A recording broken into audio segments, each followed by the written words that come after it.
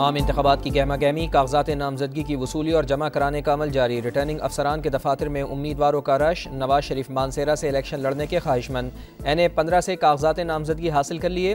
بلاول بھٹو زرداری نے این اے 194 لاڑکانہ اور سابق صدر آصف علی زرداری نے این اے 207 نواب شاہ سے انتخابی فارم حاصل کیا۔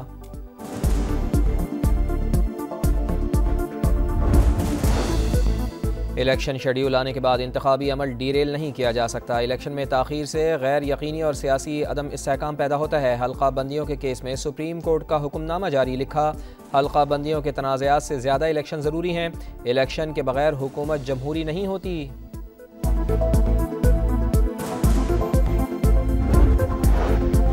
ہمارا اعتراض اپنی جگہ، لیکن الیکشن کمیشن بالکل غیر جانبدار ہے۔ لیگی رہنما عطا تارڑ کی پریس کانفرنس۔ کہا، وتیرہ بن چکا ہے کہ جس کو جو بات پسند نہیں آتی وہ الیکشن کمیشن پر عدم اعتماد کر دیتا ہے۔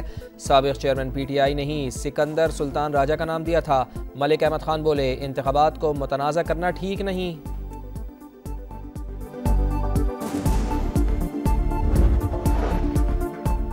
تحریک انصاف کو ایک اور جھٹکا۔ سابق رکن قومی اسمبلی امجد خان نیازی نے بھی الوداع کہہ دیا۔ کہتے ہیں، ریاستی اداروں اور عوام میں انتشار نہیں ہونا چاہیے۔ صحت کی وجہ سے الیکشن نہ لڑنے کا اعلان۔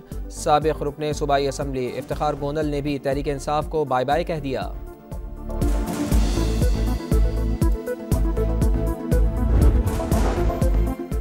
پاکستان بلاک پالیٹکس پر نہیں، تمام دوست ممالک کے ساتھ متوازن تعلقات پر یقین رکھتا ہے۔ Army chief general Syed Asim Munir کی امریکی تھنک ٹینکس اور میڈیا نمائندگان سے ملاقات میں گفتگو۔ کہا، کشمیر بین الاقوامی طور پر تسلیم شدہ تنازع ہے۔ کوئی بھی یک طرفہ اقدام تنازع کی نوعیت کو تبدیل نہیں کر سکتا۔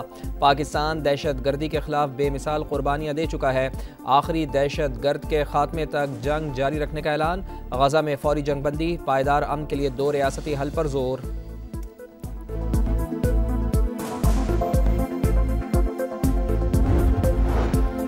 اسٹاک ایکسچینج میں تیسرے روز بھی شدید مندی۔ 1700 سے زائد پوائنٹس کی کمی۔ 100 انڈیکس 62,000 کی حد برقرار نہ رکھ سکا۔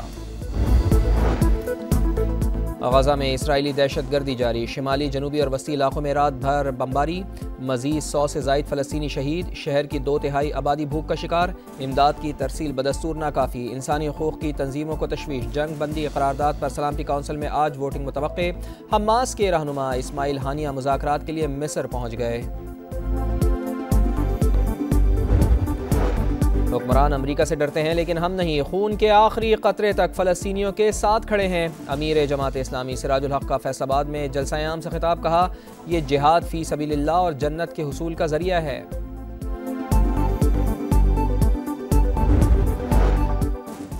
اور آئی سی سی نے ون ڈے پلیئرز کی نئی رینکنگ جاری کر دی۔ بابر اعظم پھر پہلے نمبر پر، بھارت کے شبھمن گل کا دوسرا، وراٹ کوہلی کا تیسرا نمبر۔ بالرز میں شاہین شاہ آفریدی کا 9واں نمبر۔ ٹاپ 10 آل راؤنڈرز میں کوئی بھی پاکستانی شامل نہیں۔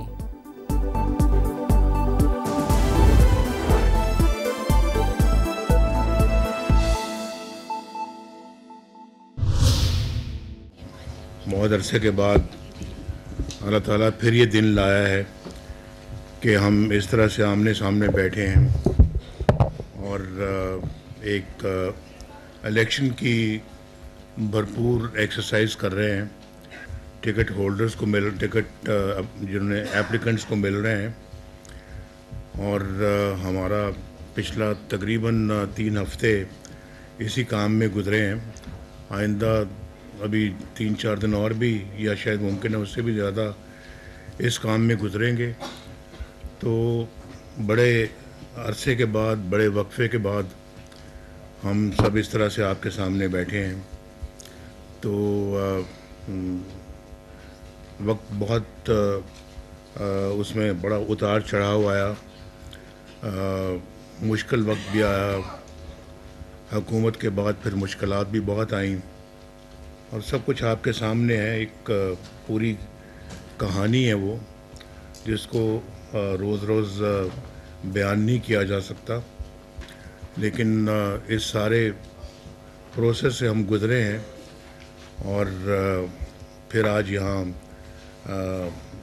بیٹھے ہیں، یہاں پہنچے ہیں اس مقام پر دوبارہ۔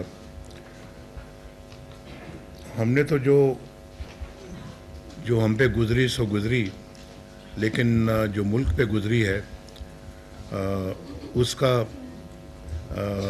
دکھ میرے خیال ہر پاکستانی کو ہے، مجھے بھی ہے، ایک عام غریب آدمی کو بھی ہے، اور ایک امیر آدمی کو بھی ہے کہ ملک کس گرداب میں پھنس چکا ہے۔ اور آپ کو معلوم ہوگا کہ جب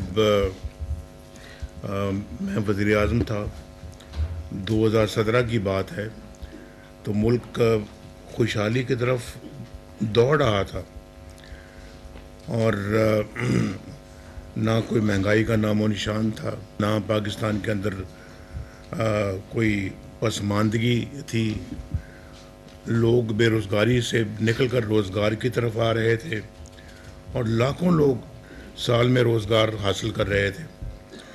اور اسی طرح سے جو ہے وہ غربت کی لکیر سے لوگ نکل رہے تھے باہر، اور پاکستان ترقی کے لحاظ سے اس خطے میں سب سے آگے تھا، اور روپیہ ہمارا مضبوط تھا۔